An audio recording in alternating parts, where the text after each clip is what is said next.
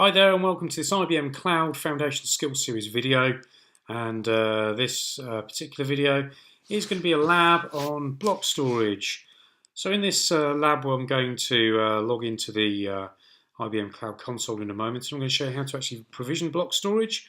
Then I'm going to show you how to set up a snapshot schedule for the block storage, then how to also take a manual snapshot. So the schedule is taking automatic snapshots on a schedule, and then manual snapshots is where you want to just take one on the fly. I'm then going to show you how to authorize a host to actually use the block storage, and from there I'm then going to show you, it's actually going to take up most of the video, I'm going to show you how to mount block storage onto a particular host. So without further ado, let's go and log into the IBM Cloud Console. Okay, so here I am in my my cloud dashboard at cloud.ibm.com. So what I'm going to do now is actually create some block storage. So I'll go to the catalog,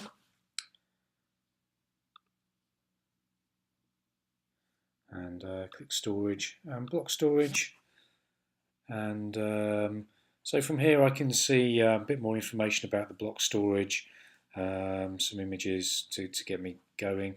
There's also a good link here to documents. We're going to be looking at it again in a minute. And but basically what I'm going to do is just create some storage. Just going to make the screen a little bit smaller so you can see it. So first of all I need to choose the location where I want to put my storage. I'm going to stick with this US South Dallas 13 because I've actually got a server there that I want to attach this storage to in a moment. So again, just a quick reminder that whenever you connect storage to a server, both the storage and the server need to be in the same data center. So hence me sticking with Dallas 13. But I can effectively create block storage in any of these in any of these regions, and then there's obviously different data centers within the region. I then need to choose my billing method, so I can be either monthly or hourly billing. So depending on how long the block storage is going to persist, I might choose one or over the other. I'm going to choose hourly because this isn't going to be around for too long. So in terms of size, I can choose anything between 20 gigabytes and 12 terabytes in terms of storage. And then I need to decide whether I want endurance or performance. So with endurance, I get these different IOPS tiers, so I can go as low as 0.25 IOPS per gigabyte, so that's input-output operations per second. If I do choose 0.25, then bear in mind that you then can't scale up and down. You're pretty much you can only stay at 0.2 IOPS. So choose that one with a bit of caution. I'm going to stick with 2 IOPS because I want to show you how to change the IOPS on the storage later on. But you can go up to 4 and 10. So that's with endurance. If I decide to go to performance, then I can actually choose my own IOPS. So if I've got storage of 20 gigabytes, then I can choose custom IOPS between 100 and 1,000 as a value in there. So I can change that to, let's say, 999. Well, actually, let me change that. So 999. I can choose 99 or 98. Well, actually, can't choose 98 because it's less than 100, but I can choose 101 if I wish. And that kind of scales depending on how much storage I've got. So if, for instance, I put in 6,000, then you'll find that I need to enter IOPS between 300 and 48,000. If I go for 12,000, let's say, which is the 12 terabytes, then I need to go between 1,000 and 48,000 IOPS. So again, depending on how, with performance, depending on how much storage you want, you need to choose an IOPS range that's suitable. I'm just going to stick with endurance. So I just want to have 200. No, I don't. I want 20 gigabytes. Otherwise, my boss will have a shock when he sees the bill. So I'm going to stick with 20 gigabytes. I'm going to stick with 2 IOPS per gigabyte, and that's where I'm going to stay. So snapshot space. So if I actually want to snapshot my my block storage, I need to configure some snapshot space. I can do this later, but I'm going to do this now. I'm just going to choose 5 gigabytes. So that's not a massive amount, but again, you need to decide how much snapshot space depending on really how much. Well, first of all, how big your block storage is. So if I had a bigger size, then maybe I'd want more snapshot space. But also need to consider how frequently I'm taking snapshots as well, because that will have a bearing on the space and obviously how long I want to keep them for. I'm just going to stick with 5 gigabytes there, however. So the next decision to take is what operating system I'm going to attach, or what operating system the servers are going to be that I'm going to attach to this block storage to. So I've got a choice here, Hyper-V. So if you're not familiar with Hyper-V, that's the Microsoft Windows Server hypervisor. I've got Linux, I've got VMware, and then a few Windows options, and then Zen, which is another hypervisor. So I'm going to stick with Linux, and that's pretty much it. That's all I need to really say for that. So there's a quick summary there. I can say, obviously read the terms and conditions. I'm going to check that box there, and then all I'm going to do is click Create. And it'll give me a couple of seconds whilst it goes off and just double checks that my order's okay. So the order's been placed successfully. It's going to take a few minutes to appear in my device list, but I'm going to just click there and go back to my dashboard. Okay, so here I am back at my resources. It's a couple of minutes later, but you can see that my block storage has now been provisioned. I'm going to actually put a tag on this so that I can see whose that is. So I'm going to say James Block Storage.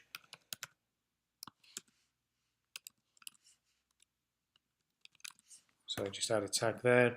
As I say, just adding tags can be quite useful because then you can see who owns stuff and what it's for. So so I've got my block storage there. So I'm just going to click in there and take a closer look at the block storage dashboard.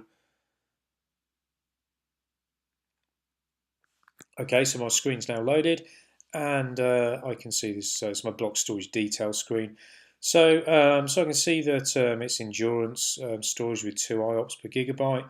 I see I've got a capacity there of 20 gigs. I see my location is Dallas 13. The OS type is Linux, so those are all correct. I can see there that it's active. Also here, encryption, so you can see that encryption is active and running. And you can see at the moment there's no devices authorized. So actually, no devices, no servers can actually access this storage at the moment. This target address, that's the address of the storage, the IP address of the storage. You're going to need that in a moment for when we actually create some or actually mount this onto a device. Snapshots in the next segment, so you can see how much snapshot space I've used. So that's nothing at the moment. And then you can set up some schedules. So this is fairly simple to do. So if I want to set up a weekly schedule, I can just click on weekly there. So I can tick to activate. So I can say, well, let's run that on a Wednesday. Let's do it at well, at the moment it's 12:35, which is what I was saying, 12:35. So if I do this at let's say 12:45. So it's doing it at some point in the future. So I'll say 12:45 in the afternoon, and keep the last 4 snapshots. So that makes sense. So it's a month's worth. So if I just click save, and that's set it up. So you can now see that I've actually got a snapshot schedule as well, which is great. So there we go. It's actually popped up there. So it's saying weekly on a Wednesday at 12:45. It's going to automatically take a snapshot. So we can set these up for different schedules as well. So if you want one that's hourly or daily, just do exactly the same thing. You can also take manual snapshots. So all I need to do is click in there, click manual snapshots, and all that's going to do now is take a manual snapshot. So there you go. You can see that already it's taken a snapshot for me. It's 104K in size. I mean, there's nothing there. There's nothing to snapshot, but I've taken my first snapshot as well. Now I can actually change my snapshot space. So if I've decided that I've not had enough or not created enough, then I can go in here and I can change my my storage size for the snapshot space. So I can choose 10 gigs. So I've got 5 at the moment. I can choose 10 or I can choose 20. I don't want to order any more at the moment, so I'm just going to cancel that. Further down, I can add some notes if I want to, I guess to say what's on the disk or what I've been doing with it. But the next thing I want to do is actually authorize a host. So I want to attach a host to actually use this storage. So I actually need to authorize a host. So it's only hosts that I authorize that can actually use this volume. So it's not a free for all. So to do that, I just click here with authorized host and wait for this little panel to come up. So it's a device that I'm going to authorize. The device type is a virtual server, and if I just click here, it will then populate this list with virtual servers that I can attach this storage to. So you can see in here, I've already got some. These are Kubernetes. It's a Kubernetes cluster that I've got created in here, but this is the virtual machine that I created earlier that I want to attach this to. So it's my demo block server. So I'm going to select that. As I say, this is actually running in the same data center. So I'm going to just click submit, and that will authorize that host. So this host there's nothing particularly special about it. It's just a virtual server running CentOS 7. It's just got a two processor cores, and I think it's 4 gig of RAM, and just 25 gigabytes of boot disk. So that's successfully authorized. So just some things to note there. You'll notice that this is the authorized host, then, so that's the one I've just authorized. You can see that it's got a username and a password. So this is the username and password to actually access this storage, and the host IQN. We're going to need that as well for actually attaching the storage to the server. So let's do that then. Let's go and attach this storage to the server. Now there are a few steps to complete in this, and a lot of it is actually at the command line on the server itself. So the easiest way to actually do that is to look at the documentation and follow the documentation. So it may get to the point where you can do this off the top of your head, but I certainly can't. So I'm just going to open another cloud session, and what I'm then going to do is just open up the documentation for attaching the block storage to the server. The easiest way to actually find that is just to go to the catalog, go to storage, find block storage again, and then just click this link to view docs. And the documentation for connection is actually under this configuring tab. So you can see here all the different instructions for different operating systems. So there's Windows, there's cPanel, Plesk, and other bits and pieces. I'm going to go for the Linux one and just follow this one through. So the first bit on here I've already done. So I've already authorized a host. So I've already done that bit.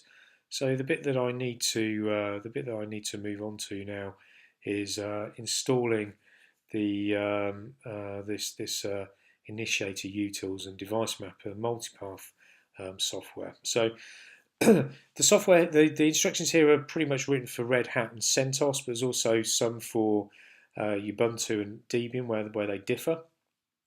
So all I need to do is open up a terminal. I've already got one opened up here, which is pointing at my server. This is my demo block server. So the first thing I need to do, as I say, is actually install these multipath utilities. And what that does is actually give us a way to connect to the storage. So I'm just going to copy and paste that yum installation into there. So yes, I want to install that, and that just takes a couple of seconds to go through. So okay, that's done. So I'm just going to clear the screen to just to get rid of that, or just to unclutter the screen. Okay, so the next thing it's talking about is this ECT Multipath.conf file. So so this file is needed. You'll notice here that for Red Hat 6 and CentOS 6, you actually need to edit it and put this information in it. Because I'm running CentOS 7, the file can actually be blank. but it does actually need to be there. And if at the moment I do an ls-l on ECT multipath .conf, you see that the file doesn't exist. So I actually need to create it. I'm going to use vi to create this. So if you're not familiar with vi, I'll try and tell you the instructions as I go along. So I'm going to vi ECT, or the etc multipath.conf. Okay, so it's a blank file. So I'm actually going to just put a comment in here as a placeholder. So I'm just going to click I to insert, and then just type away. So this is a multipath.conf file. I'm going to click escape to get out of insert mode. Then just hold down shift and press ZZ, and that saves and writes the file. So if I then do an ls-l, then you can see that file does actually exist, which is great. Okay, so the next thing we need to do is just restart this iSCSI and iSCSI-D services. So I can copy and paste this. So just copy that and paste that into my browser. So you can see that these things have now been restarted. So that's great. The next thing that I need to then do is just run these commands down here. So again, what I can do is, so I'm just going to clear my screen just to declutter it a bit. Then I can copy and paste these commands into my screen again, into my terminal console. So modprobe.dim multipath. Just make sure they're going in properly as well. So do double check. So systemctl start multipath D. There we go. So it's just starting that daemon, and then we just do this enable one. So that one's gone in as well. So I'm not getting anything back. So there's an Ubuntu. So if you're running Ubuntu, you need to run that command instead. So we just need to verify that it's working. So again, the CentOS. So I'm just going to copy and paste this one. So let's just paste that one in. Okay, so it's not returning an error. So that's up and running, and I'm quite happy with that. Right, so let's just clear the screen again. So the next thing we need to do is actually update this file, etc. SCSI initiator name.iscsi, and we need to put in the IQN from the IBM Cloud Infrastructure Customer Portal. So this is a value that's in this screen here, not that screen there, this screen here. So it's basically this is the host IQN, so that's the value that we want. So the first thing I'm going to do is just copy that. So just highlight and copy it. Let's go back to my instructions and bring up my terminal window again. So I'm just going to vi this file. So I'm going to type vi etc /iSCSI, and it's called initiator name. So initiator name.iSCSI. So I'm just going to vi that. So there's already a value in there. So first thing I'm going to do is just take out the value there. So I'm just using the arrow keys to scroll along there, and I'm just then going to press X to delete that. So just press it each time for each character. So I just click Escape to make sure I'm not doing anything. I'm going to insert a space there, and just put in a space there as well. And then what I'm going to do is then actually paste that value in there that we got before. So we've got this IQN. So this is the IQN that we got from the storage screen. So I've pasted that value in there. I'm just going to click Escape again to exit insert mode, and then hold Shift ZZ, and then that saves and exits the file. So that's that bit done. Okay, so let's just clear the screen again. So next we're going to edit these chap settings. So they're in a file called etc. iscsi.d.conf. So let's have a look at that. So vi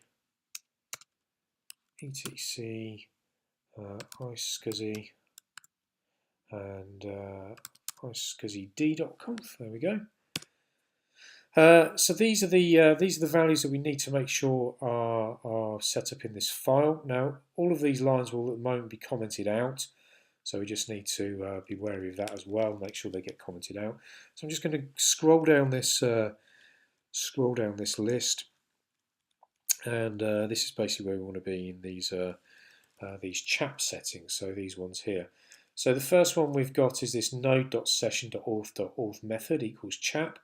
So I just need to highlight or put my cursor on there on that hash, and then just click X to remove that comment. I then need to uncomment these two lines as well. So again, just press highlight, put my cursor over the hash and click X, and then I need to put in a username and a password. So I'm going to press X to just take out that username, then press Shift A to insert, and I'm getting this username from down here. So again, I'm back in my block storage detail page, and this is the username that I want. So I'm just going to copy that, and then just paste that in there. Okay, just click Escape again to come out of insert mode, and then just take out the password, and just Shift and A to get back into insert mode. So then just copy the password, paste that in again. Okay, so just looking again at my, let's go back to the instructions. So the next ones are these discovery send targets. So just move that up there again. So let's just scroll down. So again, the discovery send targets auth method equals chap. So that's all good. I just need to uncomment that line, and then I just need to put in the username and password into these two lines again as well.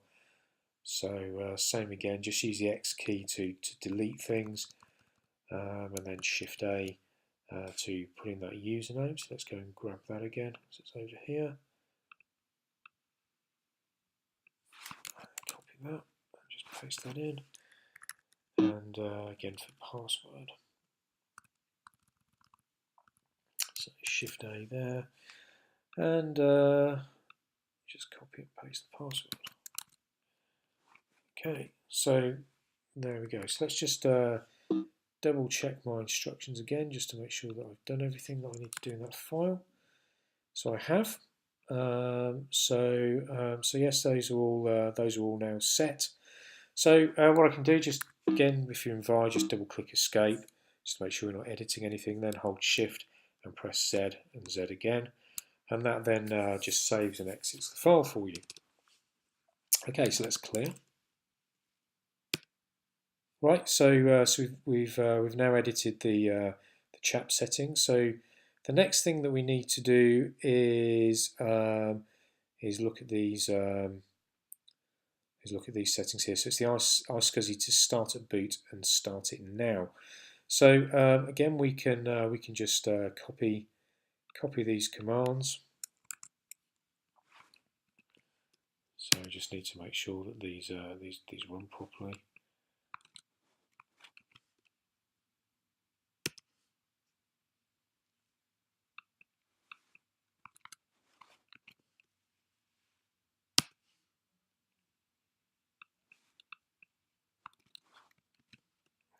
Okay, so those are all run,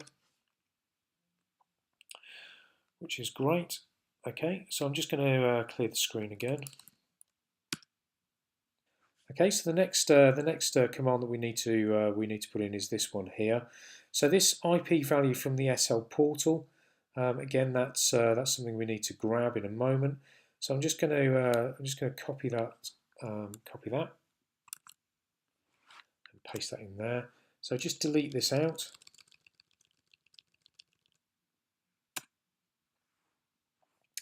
And then we go back into this screen. And this is actually the IP address that you want, or rather IP addresses. So again, just copy that, comma and all, and just copy there, and just paste that in, and hit enter. Okay, now I have seen this, I do quite often get this error when I'm doing this. the way that I get around this is actually going back to these commands here and actually stopping and restarting. So if I go to System CTL stop iSCSI,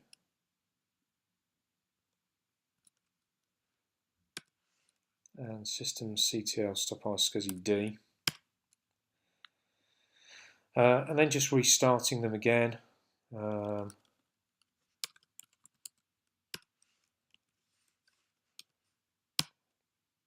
Then quite often what I find is it will then these things will actually start. So I'll just use the up arrow to go back to here.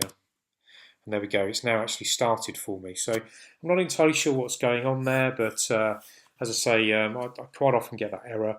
And you know, the way to this error here, the discovery log on failed authorization, the way that I get around it is to just do systemctl stop iSCSI, systemctl stop iSCSI D, and then just restarting them. So start iSCSI D and then start iSCSI, and we then get the correct output, which is here. So that's brilliant. Okay, so we're just going to then put so set the host to automatically log in. So I'm just going to copy this command here as well, and just paste that. And okay, so that's coming back as successful. So brilliant. That's all working. So right, that's so that's a good step. So let's just clear the screen there again. So the next thing to do is verify that the host is logged into the iSCSI array and maintained its sessions. So again, let's just copy this command here. So that's giving me multipath L command for some reason, but it's interesting because sometimes it does do these things an opposite way around. So let's try typing that in. So iSCSI ADM minus M session.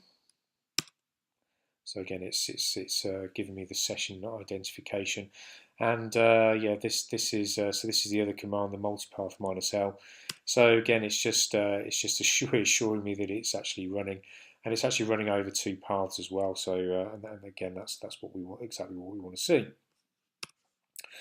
Okay, so in the next step, what we need to do is find out where the disk is connected, or verify that the disk is connected.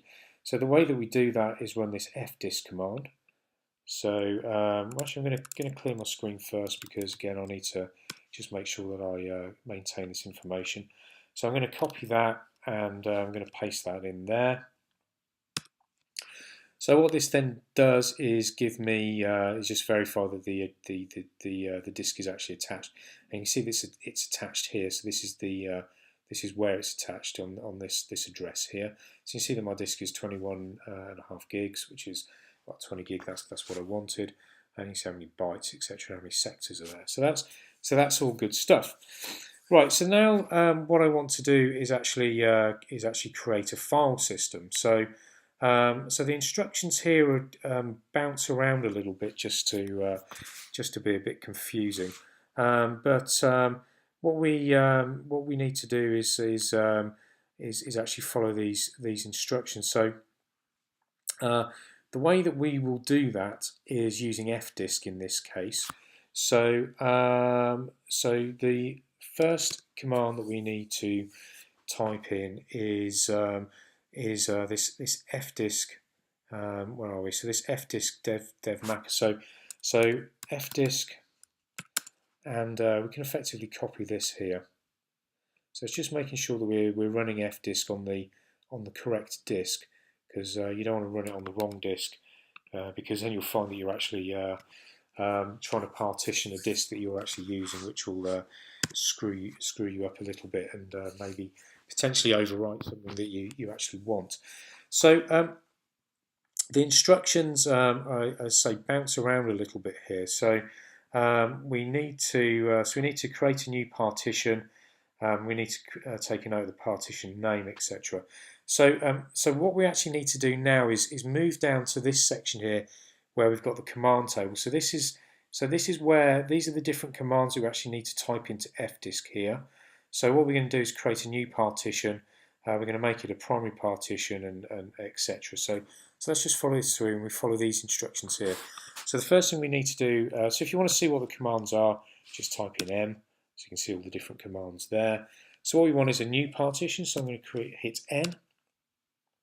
I want this to be a primary partition, so looking at these instructions here, so I'm going to click P. So it then asks you for partition number, so it's the first partition on the disk. So I'm going to stick with 1 there. So this talks about sectors rather than cylinders. It's just a change in the operating system, the way it talks about it. But again, we can stick with the default, which in this case is 2048. And the next one is the last sector or the last cylinder.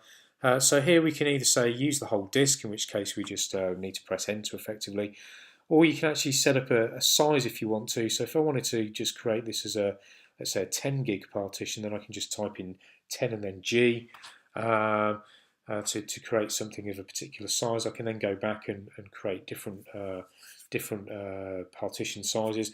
I'm going to stick with the default. I'm going to create a one big partition on the disk. So I'm just going to click enter. So now I've got a Linux type partition. It's going to be 20 gig. So the next thing is to set in the type of partition. So I'm going to click in a T. I'm going to type in L to see all the different types, but I want effectively want a Linux type partition. So just double check that is number 83.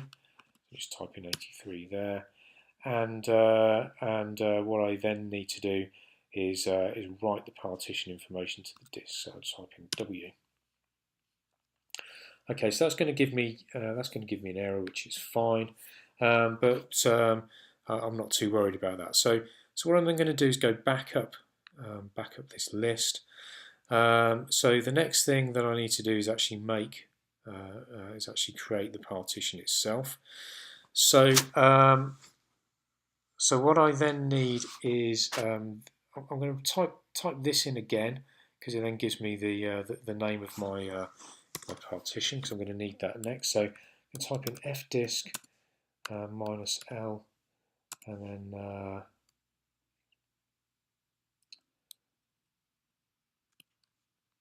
then grep dev and mapper.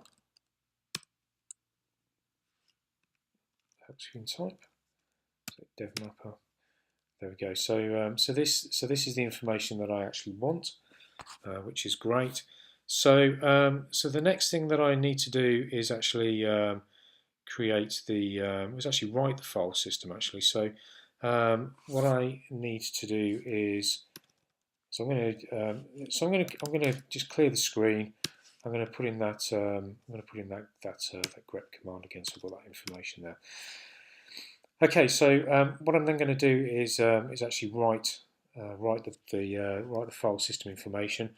So I'm going to make fs.ext3. That's going to go to dev mapper. And I'm going to take this value here.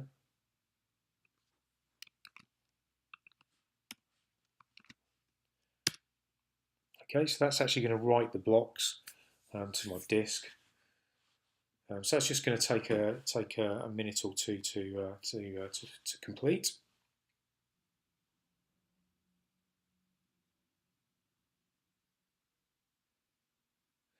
Okay, so that's done. I'm just going to clear the screen again. That probably took about 3 minutes to complete. So I'm just going to clear the screen, as I said, and I'm just going to bring up my my disk information again. So I'm actually going to mount this disk now. So I'm going to need to create a mount point. So I'm going to just do a make dir my block storage.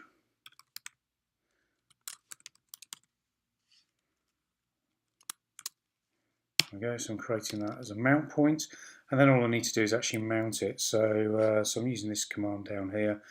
So mount dev mapper. So let's copy that and mount dev mapper and mounting it to my block storage. Okay, so if I now do df-k, then you can see that my disk is actually mounted to my block storage, and you can see, again, the size of it. So I can cd into my block storage. I can create another directory in there. So James. So -l. So you can see I've got a James directory in there, and then I can just create a file in there. So make the James hello.txt. Hello world.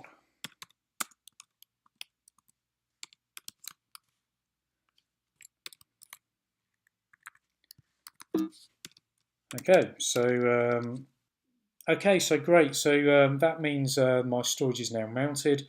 So you can see there it's mounted to my block storage. I can then use it. I can mount it onto other machines as well, so say up to 8 machines as well if I want to. But basically that's how to actually provision and then mount the storage to a host. And that's the end of this lab. So it's been quite a long one. But I hope you've been able to follow it along. As I say, it's quite easy to just follow along with the documentation when you're doing this for yourselves. But as I say, I hope you've managed to get the gist and of how to do this. If you've got any questions or any comments, feel free to leave them, and I'll try and get back to you. But in the meantime, thanks for watching, and we'll see you next time.